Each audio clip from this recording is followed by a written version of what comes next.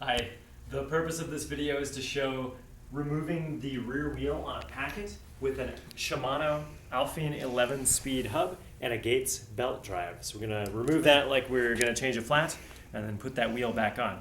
So at first it seems like there's a lot going on, and with a little bit of practice this goes pretty quick, but I'll break down all the steps. First, you're going to want to shift the shifter, show detail down here at the hub. We're going to shift to release all the cable tension. So in the case of the Alfine 11-speed hub, this is shifting to gear 11. It's going to be similar for an Alfine 8-speed hub, but in the 11, we're shifting to 11, releasing that tension. And then I've got this black plastic tab I'm going to grab to further release tension. And there's a boot hiding here behind the frame. I can reach back here, pull it completely out, and now the cable is totally slack as long as I'm pulling on there. Here's the little detail here of getting the cable past its keeper and rotating it 90 degrees to where it freely comes out of the socket, like so. So now that the cable is totally free of the hub, we can loosen the nuts on the hub. We'll do this on both sides. I should remember now that if I don't have a completely flat tire, I'll want to open the brake release. So I'll do that. Okay, so I've still got tension on the belt thanks to the belt tensioner unit here. So with a 10mm wrench, I'm going to want to loosen that as much as I need to get that belt slack and allow the body of this keeper to come off the end of the frame, like so. So now I'm able to move that frame enough to get the belt totally slack and get the belt off the chainring, and now the wheel should slide out easily out the back of the frame. You can get the belt off, wheel is totally out of the frame, fixing the flat, and then putting the wheel back in takes a little bit of coordination with that keeper, but it is there ultimately to make the job of tensioning the belt easier. So I'm going to get the wheel through the brake, and I'm going to get that belt tensioner inside the dropouts. It's possible this would be easier with the bike sitting upside down, so you don't have as much to manage. I'm trying to do it all with one hand here. Okay, so that's the arrangement of those pieces. And I'm just reaching over the other side to line things up a little bit better without those slipping out. There we go. I gotta remember to have the belt most of the way on the cog before it gets too tight. Of course, I'm going to push it further up in the dropouts than I need to, like so, while keeping that in about the right place to do the job of tensioning the belt in a moment. So now if the belt is slack enough, I'll walk it on really, really slack. I don't want to force that on if it's going to be too tight. And everything's in the right place. We've got the belt tensioner washer inside the dropouts. I've got the anti-rotation washers on the outside of the dropouts.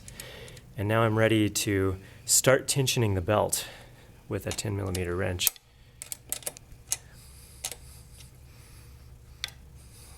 So I'll just turn this, and it's only pushing on one side. So it's going to tension the belt, but it may also be throwing the wheel off alignment in the frame. So once I'm getting close to the right belt tension, then I'm going to reach with my hand here and center it in the brake as well, which pushes the other side drop out further back towards the back of the frame. So the goal is where I'm going to have about an inch up and down here, so still way loose right now, and the wheel is centered in the frame.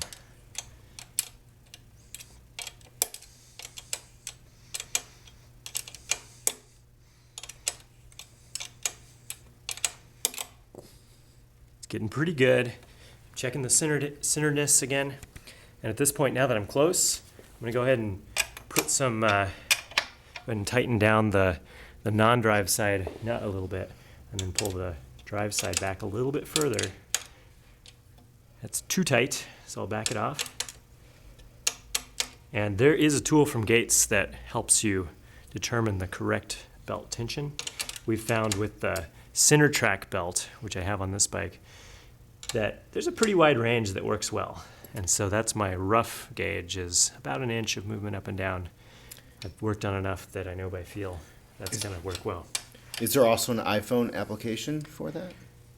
I wasn't going to mention that because that's I've found that makes it too tight for the center track. I think that one works well for the non-center track belt.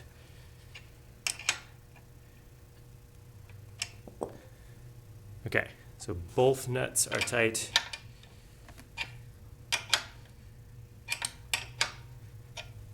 And now we just have to get the shift cable back where it was. So I'm going to start by getting it back alongside the belt. I had it way out of the way just so it didn't get tangled up. So now I'm putting it roughly through its path it's going to go. And I'm going to go ahead and drop the nut in place before I put the boot back in place. The cable gets behind that keeper, follows into this groove, and now this boot needs to get seated. It's easiest to do if I take the spring tension off again.